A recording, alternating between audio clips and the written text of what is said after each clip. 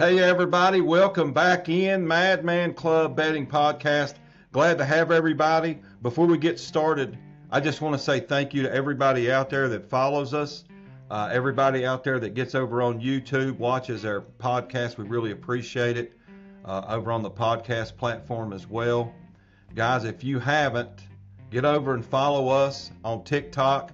Smash that follow button, smash that like button. Let's grow this Madman Club Train.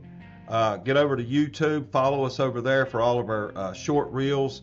The YouTube has our full podcast on it every single week.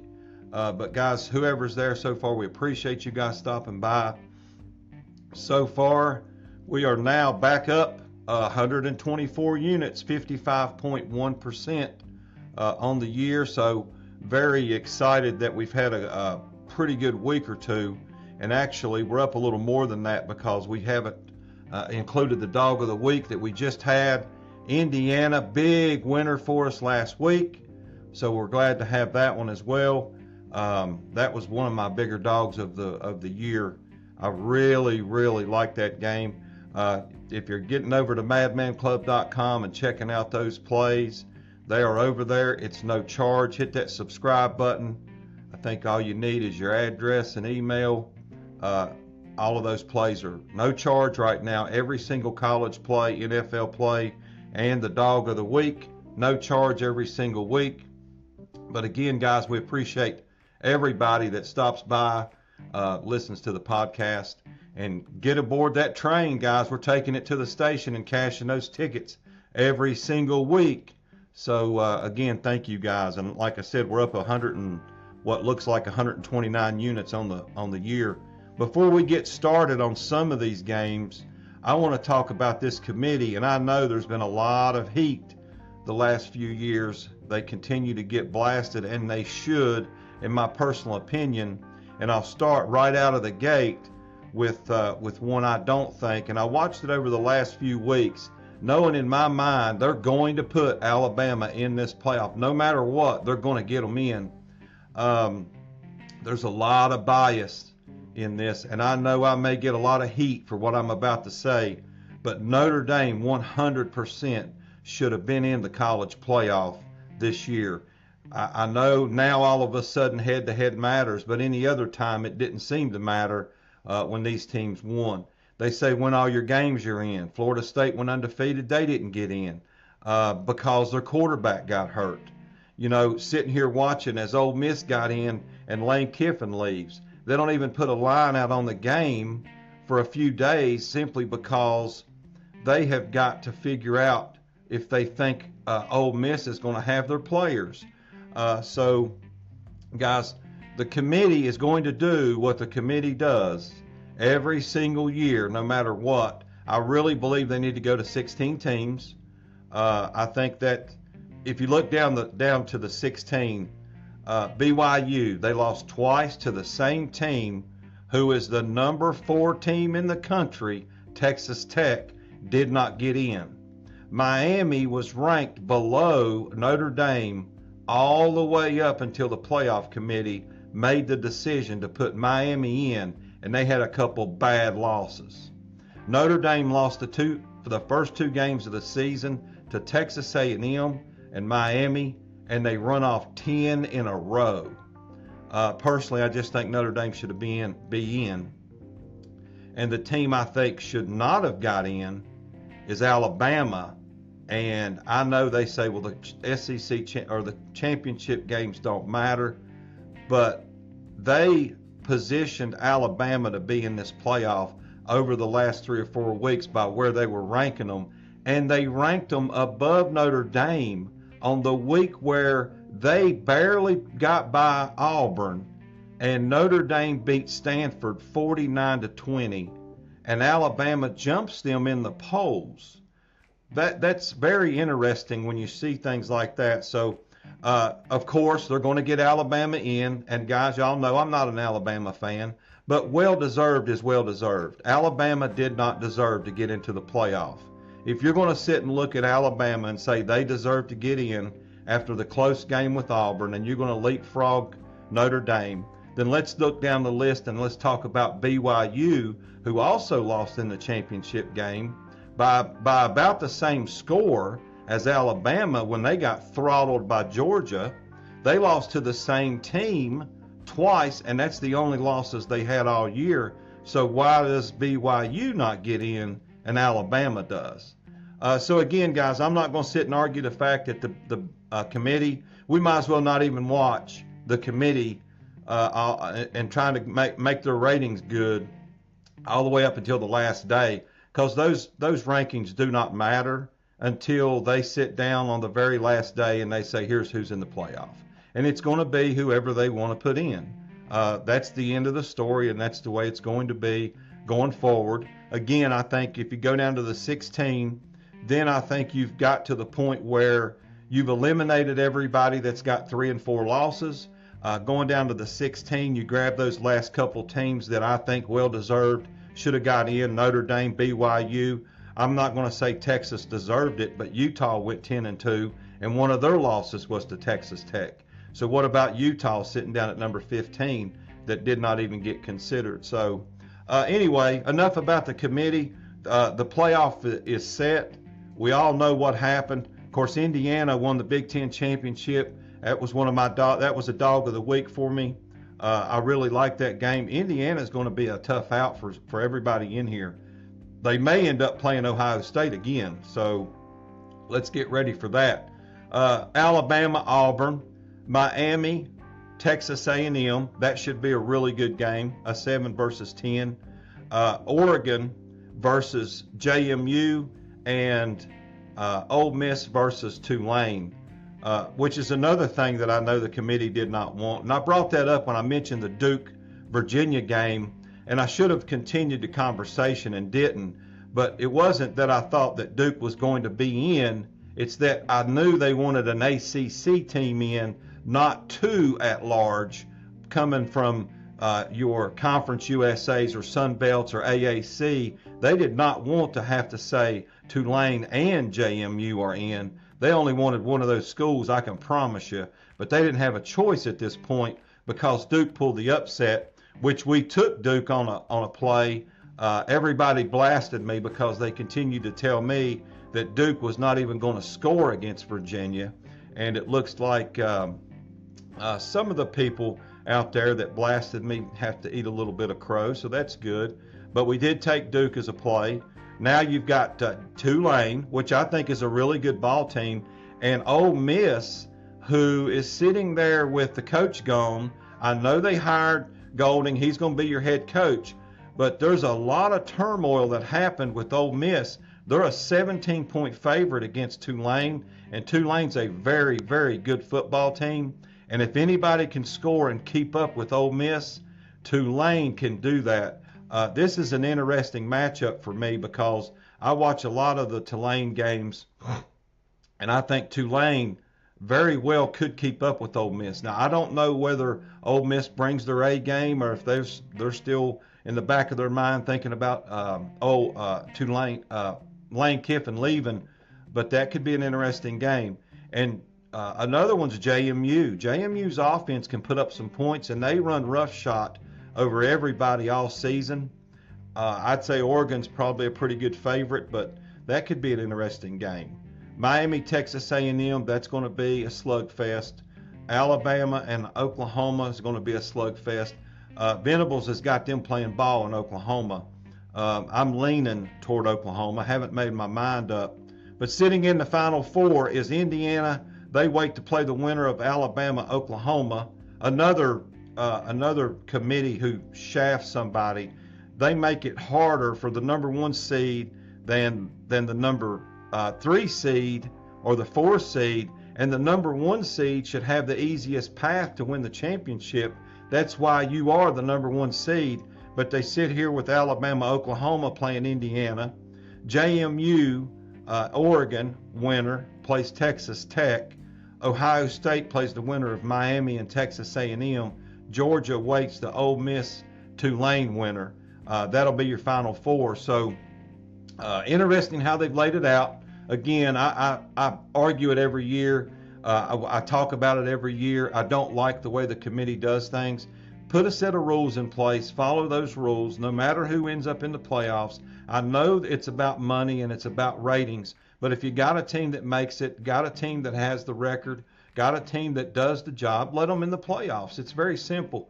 But they want to change the rules, talk out of both sides of their mouth every single season, and they want to put in the playoffs whoever they want to have in there because of ticket sales or because of the way they travel.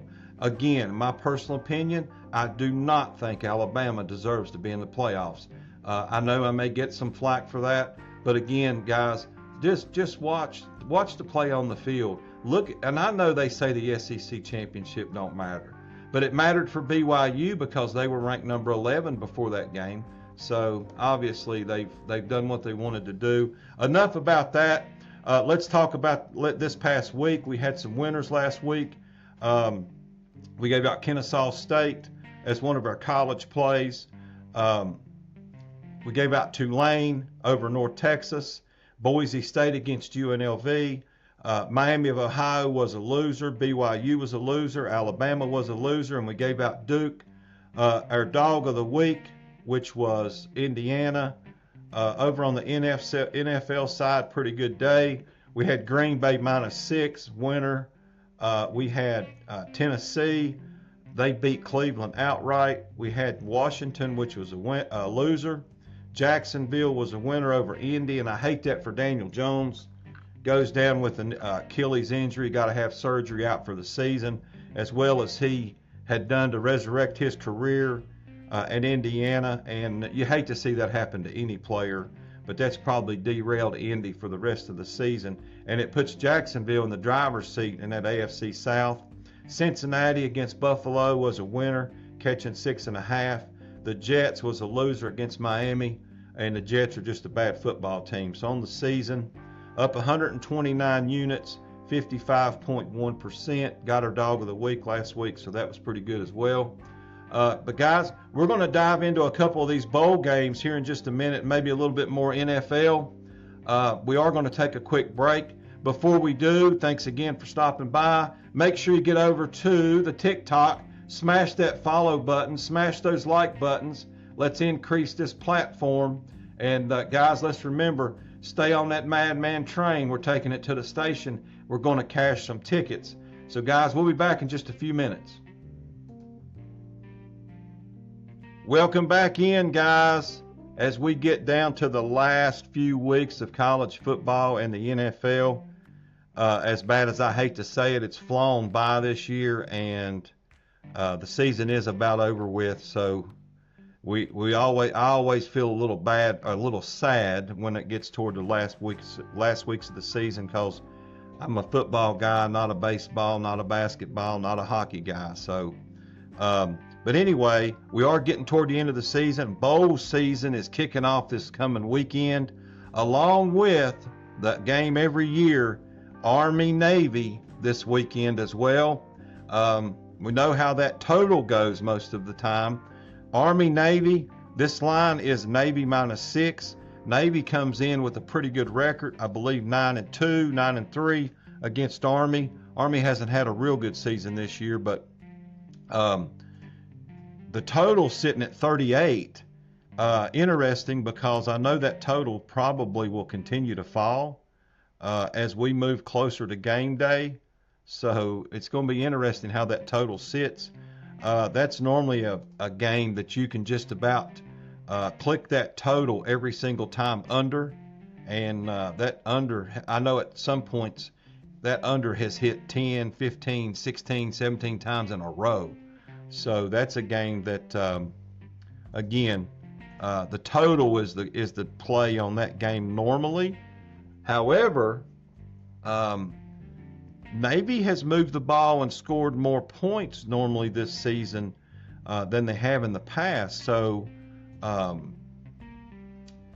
you might see this thing trickle to the over. I do believe the total is going to continue to go down, because a lot of people have gotten into the habit of just betting this game under. So they may bet it under, but again, Army, not a great year. Navy -6. Looks like that line's going to continue to grow. Navy's probably the play right here. I don't have a lean in this game, especially right now. As we get closer to kickoff, we might look at something on this game, but as of right now, I don't have a play other than the fact that I may click that under and just sweat it out to see how these two teams play. Normally it's run the ball, run the ball, run the ball in that triple option, and those games go out 17-10, 17-14, something like that. So interesting play.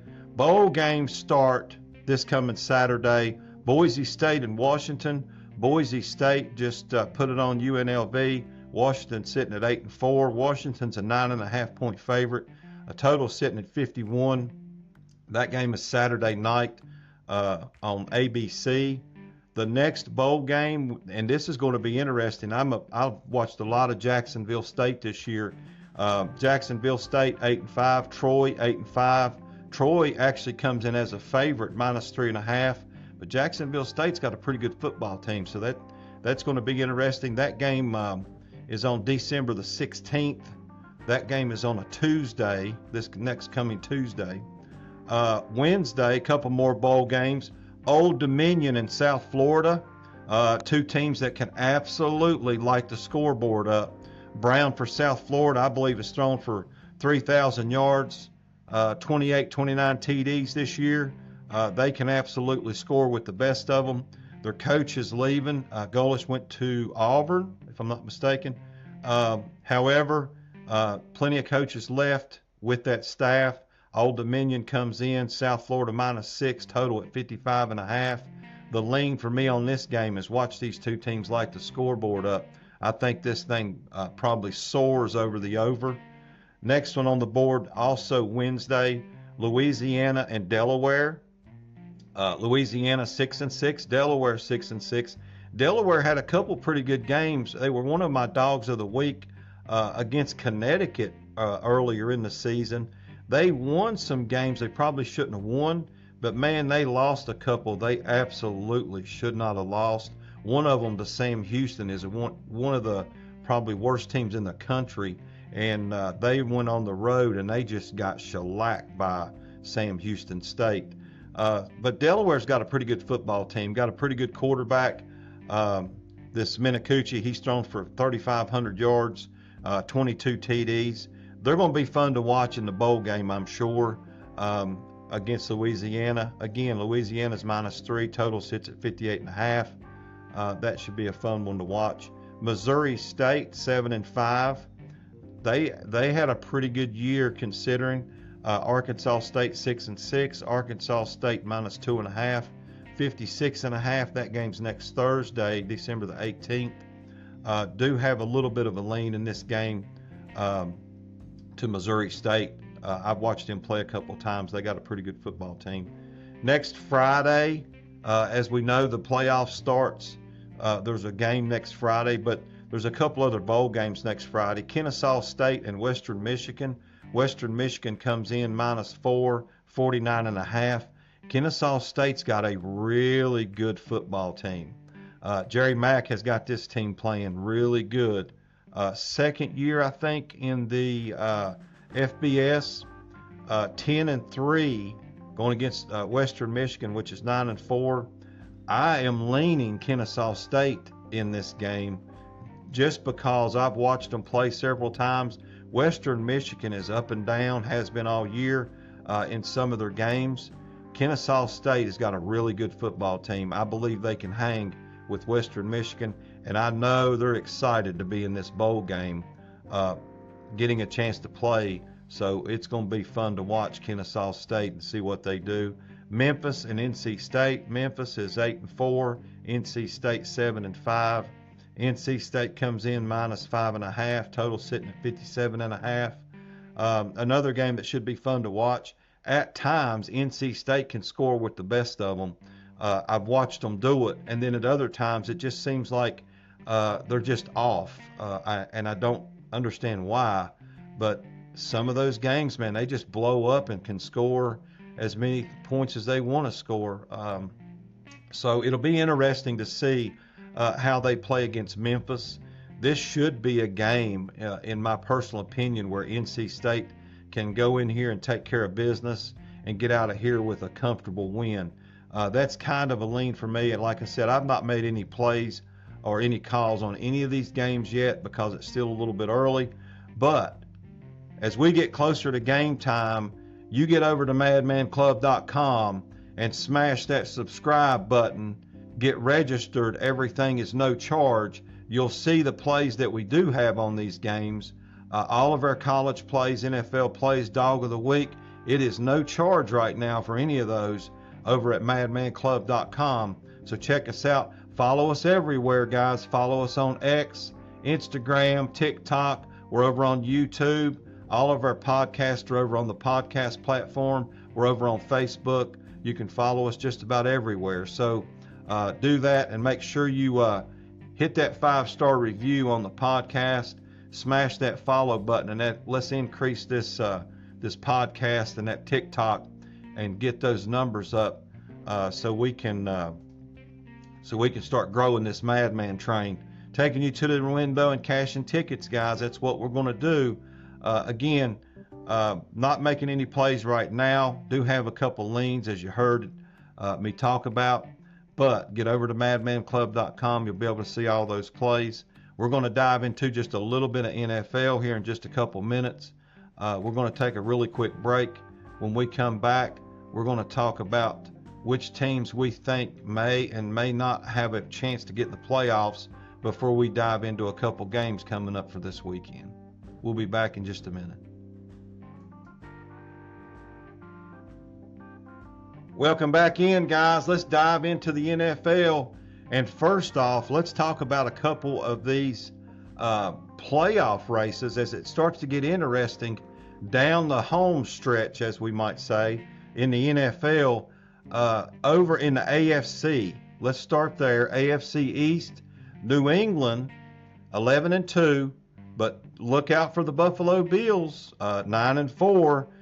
Got that win against Cincinnati this past weekend, and if they continue to win, they may sneak into the playoffs.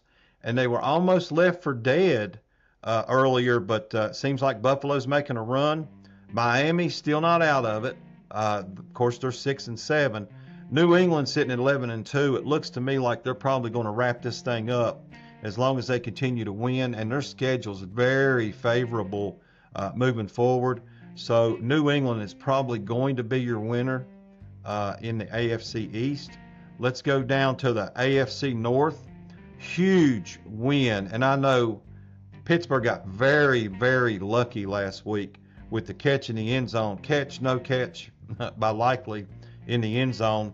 Pittsburgh sitting in the driver's seat in the AFC North, 7-6. Baltimore right behind them at 6-7.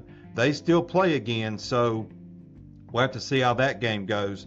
Cincinnati at 4-9. They're still not out of it. Cleveland has been eliminated. Jets have been eliminated. The Tennessee Titans have been eliminated. The Raiders have been eliminated. And Kansas City is almost eliminated. Over to the South, AFC South, Jacksonville, with the win last week, takes over sole possession of first place, right in front of Houston at 8-5. And my, how the big have fallen.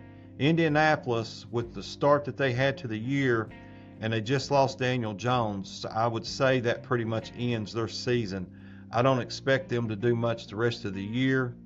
Unfortunately, and I always hate to see anybody get hurt, hate to see anybody lose their season because of injury. That's just, it's never fun. Jacksonville and Houston in a race to the finish line to see who wins this division.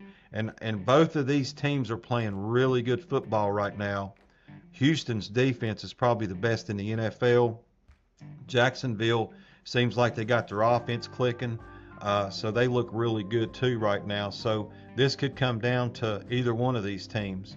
Over in the NFC East, Philadelphia, and my sleeper, as I gave you guys way back in the summer, Philadelphia, who lost to the Chargers.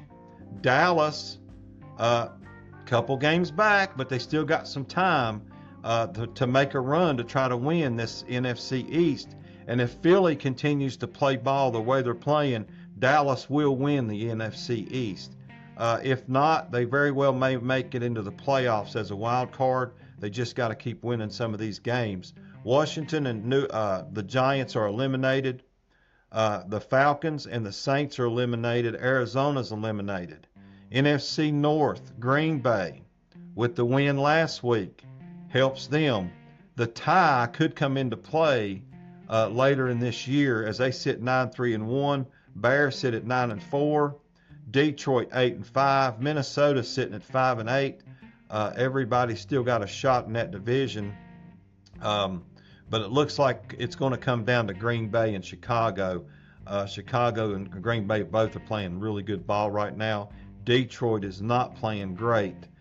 They're finding a way to win some and they're finding a way to lose some. So we'll see what happens. My sleeper from back in the summer, the Carolina Panthers, who I gave out a win total over 4.5, sitting at 7-6 right now, tied with the Tampa Bay Buccaneers, who went out last week and laid an egg and got beat by the New Orleans Saints. And they may be the division wrecker. So look for this to maybe come down to the wire. Carolina's got a road game this week. If they can come out of here with a win this week, there's a chance that Carolina can win this division and make it into the playoffs, which would be a hell of a year considering how things went last year. Bryce Young got benched. They brought him back in, and as I said earlier in the summer, he looked really good when he come back off the bench last year. He made some strides, and he grew a little. They went out and got some help in the offseason. It has paid off, and Carolina's playing pretty good football right now. So that's going to be an interesting division coming down the stretch to see who comes out on top and whether or not Carolina may make it in as a wild card team. So we'll see how that goes. NFC West, the Rams sitting at 10-3, Seattle 10-3, San Francisco 9-4. Truly anybody's division, and possibly all three get in. As they come down, we'll see how this thing shakes out. But all of those have at least a tie with the record with everybody else in the whole conference, or a better record than everybody else. If Green Bay and Chicago lose a couple, there's a chance that all three of those teams get into the playoffs. And San Francisco seems to be winning with all those injuries. Seattle, their defense is one of the best in the NFL besides Houston.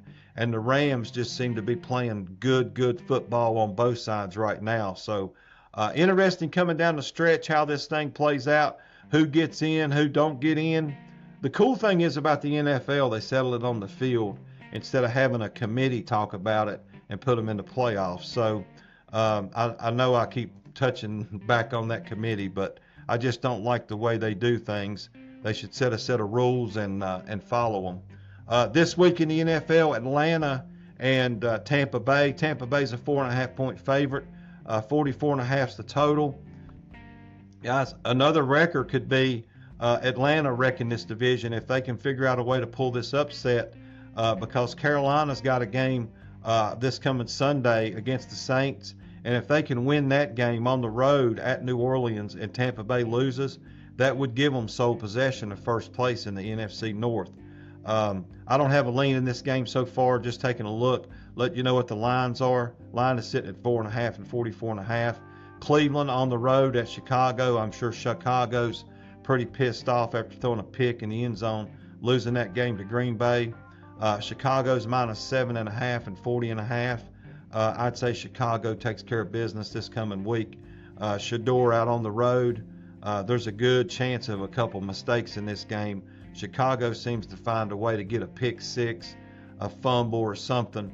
The Bears they'll take care of business this week, I believe.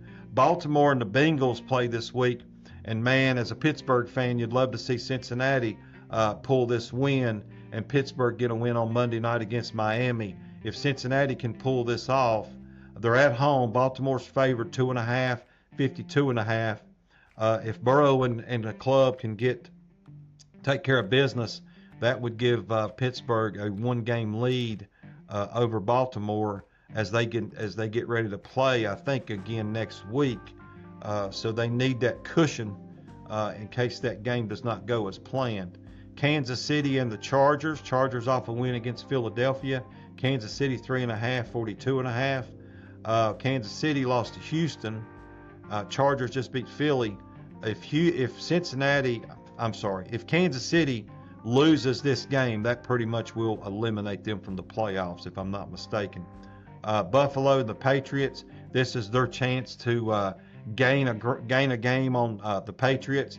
Buffalo's favored by 1.5. The game is at New England. Total sitting at 50.5. Josh Allen did Josh Allen last week. Run the ball, throw the ball, did everything he needed to do to win that football game. If they turn him loose, let him be Superman, Buffalo can win this game and beat the Patriots, which will get them closer to winning this division, which may be the only way they get into the playoffs, depending on how all these other divisions play out in the conference. Washington and the Giants in the Stinker Bowl. The Giants are minus 2.5, 47.5. Don't have a lead in this game. Could care less. Both of these teams are eliminated from the playoffs. Philly back at home off a loss, minus 11 against the Raiders. Raiders come to town. But this seems like this is always the time where the Raiders sneak up on somebody. When everybody knows they've been eliminated, they're sitting at 2-11. They're on the road, they're playing Philly, and everybody and their mother is going to be taking Philly after Philly come off that loss last week. Don't be surprised if the Raiders don't keep this game close against Philly this weekend. Again, don't have a play, just leaning that way. Jets, Jaguars. Jaguars should take care of business. The Jets are done for the year. They showed that last week as Miami took care of business. Jacksonville at home, minus 12.5, 41.5. Look for Jacksonville to pretty much name the score and get out of there with a win. Cardinals and Texans. Texans at home, minus 9.5. Total sits at 42.5. I don't know if the Cardinals can score. The Texans can probably do what they did last week, 30-10, 20-10, whatever they want to do. I just don't see Arizona getting in the end zone. Green Bay, Denver. Green Bay minus 2.5, 43.5. Going on the road at Denver. Denver may keep this game close, if not pull the outright upset. So that could be an interesting game this week. And Green Bay needs to continue to win just like the Bears do. Detroit on the road at LA playing the Rams. Rams minus 5.5, 55.5 your total. I don't know, man. Jared Goff just hasn't looked like Jared Goff this year. They've struggled at times, and this may be another place where they struggle. Out on the road playing the Rams. Rams are playing really good ball right now. Stafford is looked real good. I don't know, don't have a real good lean in this game, but I just can't believe how Detroit has struggled this year. The Panthers on the road at New Orleans, and if you ever had the opportunity, this is it for the Carolina Panthers to go in here, take care of business, stay in that position to at least, if not win the division, at least tie with Tampa Bay in the division as you come down the home stretch. Carolina's minus 2.5 and 40. I do not like Bryce Young on the road as a favorite. He does not play well. However, they are playing the Saints, and the Saints are off a huge win. Thinking about that game, they just beat Tampa Bay. Carolina may be able to sneak in here and pull away with a win just because of New Orleans still thinking about beating Tampa Bay last week. Tennessee on the road at San Fran. I don't think this game will be close. Tennessee looked good against Cleveland last week, but Cleveland handed them several scores early in that game, and Tennessee has to go out to San Fran. San Fran's not going to give you the ball at the 20. San Fran, if they give you the ball, they're going to punt it to you or kick it off to you. They're not going to turn it over on their own 20-yard line and let you have a 20-yard field to score. Look for this game to not be close. I don't think San Francisco will. I think San Francisco can hand Tennessee a 4-touchdown loss this weekend. Unfortunately, because I would like to say that I'm on Tennessee, but I'm not. The Colts, they travel out to Seattle. I don't think this game will be close. As you know, Daniel Jones is down. Richardson's out for the year. as he continues to do every single season, get hurt and hang out on the sidelines. But now, without a quarterback, without your starting quarterback, on the road at Seattle against a hell of a defense, Seattle minus 13.5, total sits at 42.5. Strong lean to Seattle right here. However, we all know, loss of coach, loss of quarterback. Normally, during that very next game, it seems like teams circle the wagon and play above their means and somehow, some way, pull off a win. So, could that happen for Indianapolis? Possibly. They've got a hell of a coach, so it's possible. I just don't think they can at Seattle on the road. If it was a home game, I would feel a little different. But I don't look for this game to be close this week. Minnesota and the Cowboys. Dallas, here's your opportunity. You're favored. You're at home. It's 48.5. Philly off a loss this past week. You're back at home. You get a win right here. You creep a little closer to getting this division. So look for Dallas to score on Minnesota. I know Minnesota's got a great defense, but look for Dak and the gang to put up some points in this game. Big lean toward the Cowboys. Minnesota can't continue to play the way they're playing, especially with having the injuries that they've had through the season, and especially at the quarterback spot. I just don't think they're going to go on the road and do what they did last weekend in a shutout. So I look for Dallas to light the scoreboard up and win this game Sunday night. Monday Night Football, the Miami Dolphins on the road at Pittsburgh. Pittsburgh minus 3, 42.5. I do not like Pittsburgh as a home favorite during prime time, but I do think they can take care of business right here against the Miami team that I don't think is very good. So this will be interesting as we get into Monday night. Pittsburgh needs this game.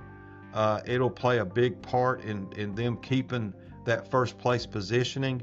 And if Cincinnati can beat Baltimore, that'll help Pittsburgh as we move into the latter part of the season. So look for Pittsburgh to take care of business this week.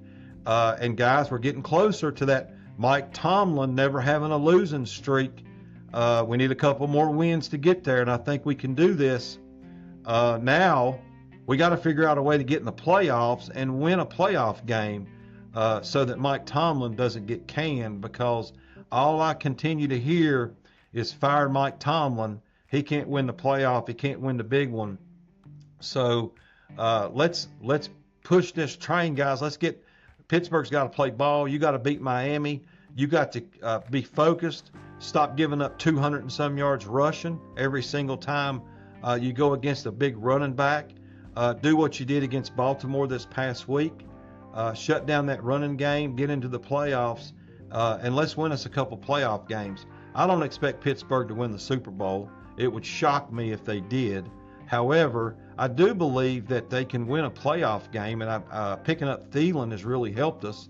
You're taking that double off, and you're helping that passing game just a little bit. Running game seems to be getting a little bit better. So we'll see how Pittsburgh does down the stretch. But as of right now, they could very well continue to stretch their lead in the AFC North and maybe end up winning that division. But guys, big NFL week coming up, several bowl games, and starting next Friday, a week from this Friday, we've got all of our playoff games kicking off. We're going to have our podcast and talk about those next week, and we'll give you our plays, we'll give you our leans, and I'll put those plays on madmanclub.com. That way you can get over there and look at the plays. We'll continue to have our dog of the week every single week as we finish out the season, some of which may come out of the NFL instead of college if we don't see a college dog in one of these bowl games that we like real well. Guys, that is a wrap for today's show. Just want to let everybody know again, get over to madmanclub.com. Get over there and get subscribe. You get everything no charge, all of our college plays, NFL plays, Madman Dog of the Week every single week. Guys, get over to TikTok, smash that follow button, smash that like button, get over to the YouTube channel, subscribe to YouTube. That way you're going to know every time these podcasts hit the platform. Guys, all we do is add a little music. It's all recorded and we do not edit, so all the mistakes are there. All of the things that we might say that we might have wanted to edit, we don't. We just put the podcast out there. That's the way we like it. I love the controversy at times, so let's continue the engagement. We really appreciate that.